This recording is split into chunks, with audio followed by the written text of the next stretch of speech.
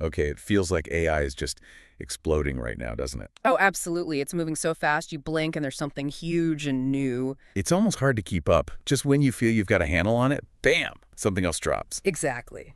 So today, we wanted to cut through some of that noise, focus on a few really key things happening right now that are, directly hitting creators, especially in the print-on-demand world, the POD space. Right. And these aren't just like lab experiments. These changes have real-world consequences for how people are making stuff, how they're selling online. It affects the whole workflow. Yeah, absolutely.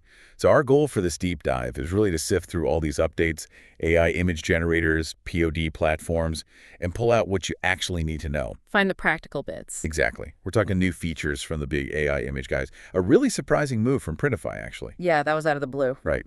And some big price shifts from Printful. Plus, this whole growing thing around AI art censorship, it's a lot. It is a lot. And some of it could genuinely shift how you run your business, how you create. Okay, so let's dive in. First up, Midjourney. They've just made a pretty incredible jump, haven't they, image quality-wise? They really have.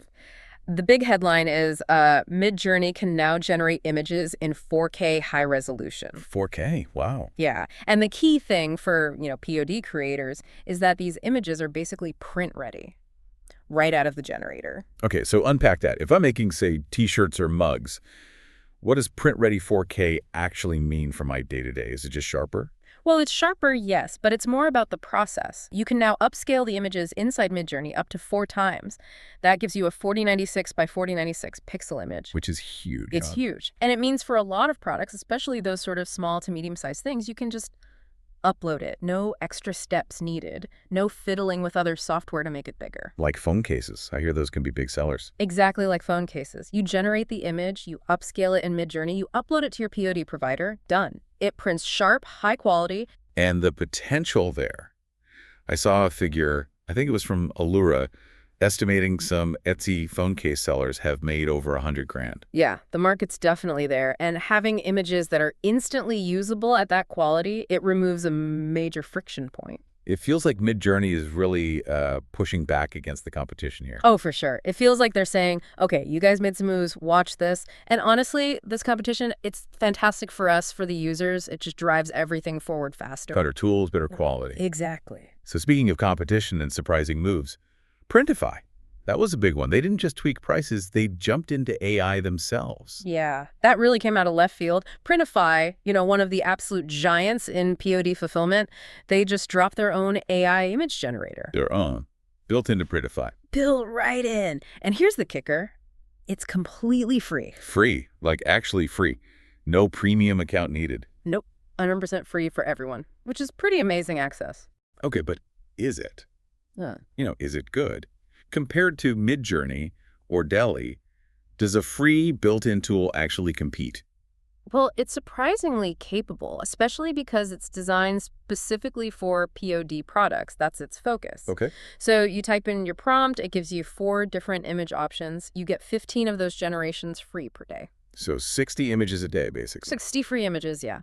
Plus, they threw in a background remover tool. You get 3 of those free each day, too. Background removal is always handy for POD. Always. And maybe the cleverest part is the upscaler. It's built in and free, so even if the image generates kind of small initially, when you go to save that design onto a product, it automatically scales it up. It automatically upscales it for print quality. So, yeah, maybe it doesn't have all the bells and whistles of a paid tool like Midjourney, but for someone starting out or even for quick designs. It means you don't have to pay for a separate AI subscription just to get started with POD designs. That saves money. A decent chunk of money, yeah. It lowers the barrier significantly. And Printify didn't stop there, did they? They also launched some new products, high-profit ones. They did.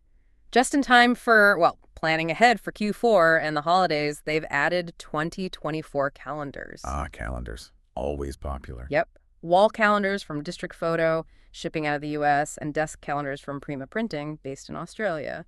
And these can be really good earners. How good are we talking? Like, what's a realistic profit margin? Well, think about custom wall calendars on Etsy. People sell those for, say, $30, maybe $40, often with free shipping. Okay. If you have Printify Premium, right now you can get that calendar produced for $7.47.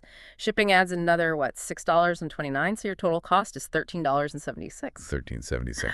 So if you sell it for $30, You're looking at a profit margin over 40%, maybe even pushing 50% if you price higher. That's a healthy return. it is healthy. But with Printify making it so easy with the free AI tool and the built-in upscaler, does that mean everyone's going to jump on calendars now? More competition? Oh, absolutely. That's the flip side. When the tools get easier and cheaper, more people use them. So yeah, great opportunity, but you'll really need to think about your niche, your branding. How do you make your calendar stand out when anyone can generate nice images easily? That's the challenge then. Yeah. Differentiation. Always. Okay, let's switch gears again.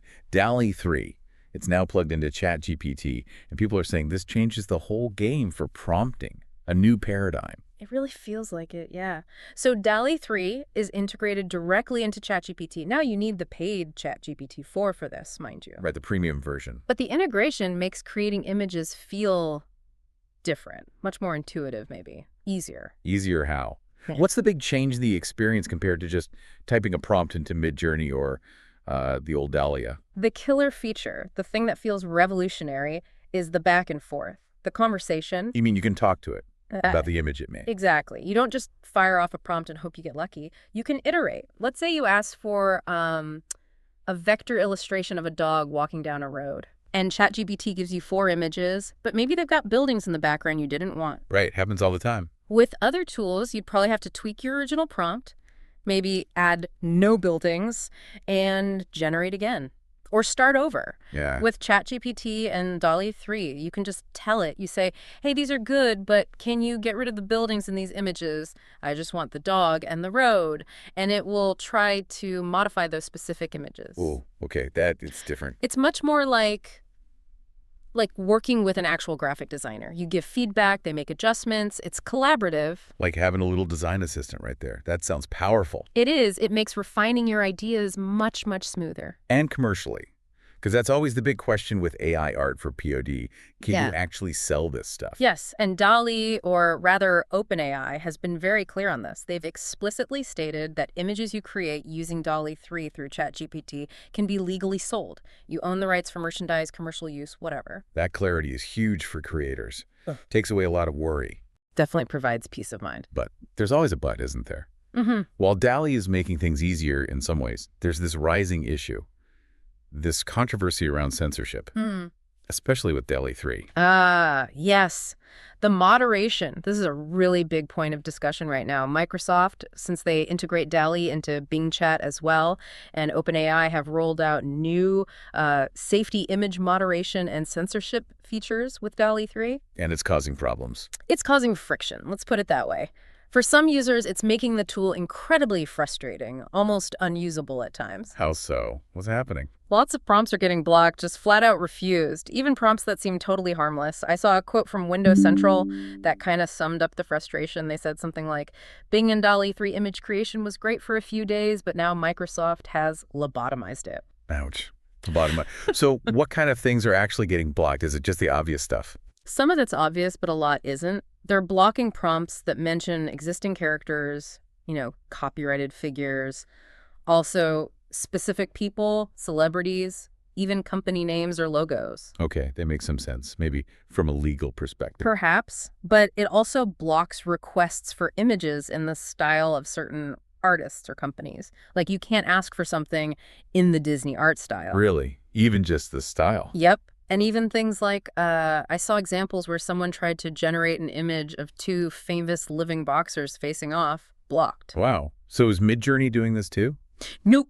That's the interesting contrast. Midjourney seems to have basically no problem with those kinds of prompts. You ask for 2 boxers, you get 2 boxers. You ask for a Disney style, it'll give it a shot. It's a very different approach to content filtering. So Microsoft and OpenAI are being much more restrictive. Have they said anything about this? Is it intentional? A Microsoft executive did acknowledge it, actually. They admitted the moderation is currently overzealous, so there's hope maybe they'll dial it back or refine it. Let's hope so. But right now, yeah, it's a controversial decision. It definitely makes you think about that line between keeping things safe and, stifling creativity. Where's the balance? A tricky balance indeed. Something creators using DALL-E definitely need to be aware of. For sure. Okay, so we've talked AI tools. Let's shift back to the POD platforms themselves. Printful made a big noise recently, too, but on the pricing front, right? They did a really significant update. Printful has now publicly launched its Printful Growth membership tier. Which was maybe in beta before. Exactly. And the main benefit, dramatically cheaper product prices. This directly impacts your bottom line if you use Printful. Okay, dramatically cheaper sounds good. Give us an example, like a popular item. Let's take the Gildan 18500 hoodie. Hmm. Super popular for POD. Standard price on Printful might have been around $20.75. Right. With the Printful Growth membership, that price can drop as low as $17.75. Okay, saving $3 per hoodie, that adds up fast if you're selling a lot. It really does, especially on higher volume items. So how does this new Printful pricing compare to Printify? Because Printify Premium has always been seen as the way to get the lowest costs, even though we know their prices have been kind of creeping up with inflation. Well, that's the key comparison. So that same Gildan 18500 hoodie on Printify Premium, using a provider like Monster Digital, you can get it starting from $16.85. $16.85. Yeah. So Printify Premium is still slightly cheaper. Still a little bit cheaper, yes. Printful hasn't quite matched the absolute lowest Printify Premium price point, but Yeah. the gap is much, much smaller now. Printful is suddenly way more competitive on price than they used to be. If you prefer Printful's platform or their print quality or their service, that price difference might not be enough to make you switch anymore. It makes the decision harder, or maybe easier if you already liked Printful but were put off by the cost. Exactly. It brings them right back into the conversation for cost-conscious sellers. And frankly, seeing this price competition is great news for all of us. With general costs going up everywhere, seeing these POD giants fight it out on price. Yeah, that pressure helps keep costs down for creators. Competition is definitely good here. Absolutely. So wrapping this all up, it's just fascinating, isn't it? This fierce competition, both between the AI image tools and between the big POD platforms. Yep. It's pushing everything forward so quickly. It really is. The AI gets better and easier to use. The POD platforms get more features. The prices get more competitive. It's creating this environment where creators are getting better tools, more choices. And hopefully better chances to actually make a profit. That's the goal, right? More power and more potential profit in the hands of the creators. It's a really dynamic time to be in this space. It truly feels like it. Okay, so here's something to leave you thinking about as you navigate all this. Mm-hmm. We've talked about the tech, the tools, the pricing, even censorship. Mm-hmm. But as AI image generation keeps getting faster, smarter, and more integrated into everything we use commercially, what's the next wave of ethical or maybe legal questions we haven't even thought of yet, beyond just moderation? Good question. Like, what happens when AI can perfectly replicate a specific unique art style? Or what does intellectual property even mean when the lines get that blurry? Something to chew on, maybe, as this incredible evolution continues.